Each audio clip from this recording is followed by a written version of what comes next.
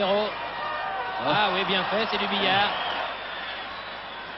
Maximenkov. Ah, sortie de Jean-Paul Bertrand de Man. Il fallait le faire. Oui. Ça, je veux dire que Kolesov, devant Bertrand de Man, a eu un peu peur car il a vu arriver ce garçon qui mesure plus d'1,90 m. Il s'est vite retiré. Alors que vous avez une touche à nouveau. Voir le banc nantais où quand même on doit être un peu inquiet. Encore que l'équipe nantaise pratique son football. Mais ces soviétiques finalement jouent beaucoup mieux, j'insiste là-dessus, beaucoup mieux qu'au match aller. Et moi j'insiste sur le comportement du public nantais qui se manifeste enfin. On avait tellement dit que les supporters nantais ne se faisaient pas écouter, pas entendre, que là on les entend bien. Et c'est bon pour le FC Nantes qui a besoin de ses supporters. Oh, d'autant que le FC Nantes est mené à la marque et jamais le public nantais n'a encouragé son équipe lorsqu'elle était menée. Tout arrive. Rampillon qui cherchait Pécou. Il ne faudrait pas balancer des ballons comme ça. Ça ne sert pas à grand chose. Barancelli. Oui, exact. Oui, c'est exact. Il revenait d'une position de hors-jeu. En position de hors-jeu. Il revenait plus exactement d'une position de hors-jeu. Victor Oscar Trocero et le coup franc est tout à fait légitime. 37e minute. Tussaud.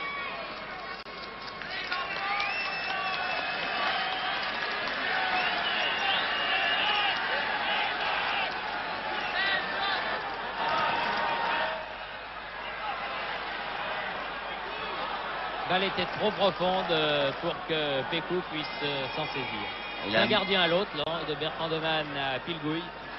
Il a un match bien difficile, Éric Pécou, car il est souvent aux avanceurs, aux avant-postes, et comme il joue un peu en avant-centre de pivot pour remettre les ballons, eh bien, c'est une tâche bien délicate, car il est souvent au milieu de 2 voire 3 soviétiques. Maximenkov, Lokchev perd le ballon. Bon gémissement de Muller là.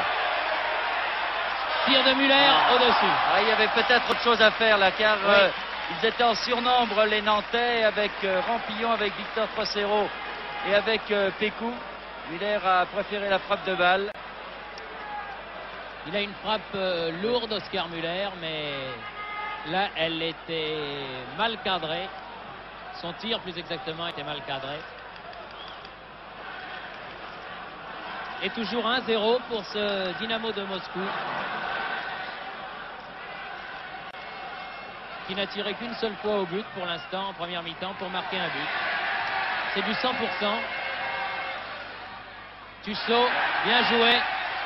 Grand espoir aussi, Thierry Tussaud, international. Gilles Rampillon, Bruno Barancelli, Patrice Riot. Mais là, il a eu un faux rebond. Oui. Le terrain est très mauvais. Déjà que le terrain de Sopin d'habitude n'est pas très bon. Alors vous imaginez avec la pluie qui tombe et les mottes de terre qui restent en surface, les faux rebonds sont légion. Et en plus on a fait jouer un match de lever de rideau, ce qui n'a rien arrangé. Et là il a eu un faux rebond au moment de la frappe de balle, Rio, ce qui expliquait cette mauvaise passe.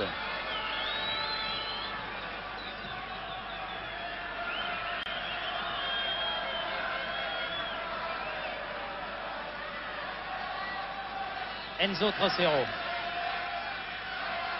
Rio. Bossis.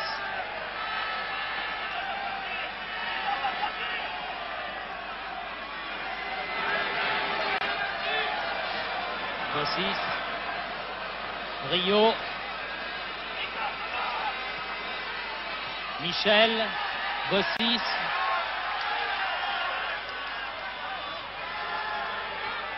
Bossis. Il a voulu donner à Michel, mais la balle va à Petrouchine. Et coup franc pour les Nantais.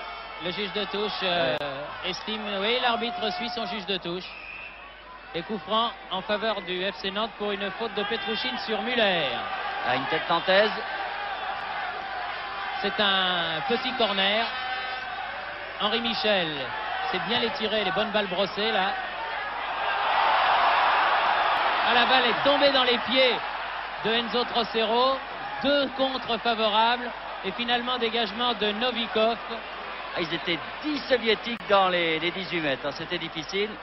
Michel remet dans le paquet. Novik. Ah, une faute, Oui, faute de Rampillon sur Kolesov. Et coup franc joué. Maximenkov. Petrouchine. Gassaïev et but. Aïe, aïe, aïe, aïe, aïe. But réussi par Gassaïev juste avant la mi-temps. À la 41e minute, Gassaïev sur l'ensemble des 2 matchs égalise. On voit ce déboulé de Petrouchine, un très bon centre. C'est bien joué, mais encore une fois 100% de réussite là pour les soviétiques qui ont très bien joué les 2 fois par débordement sur l'aile gauche.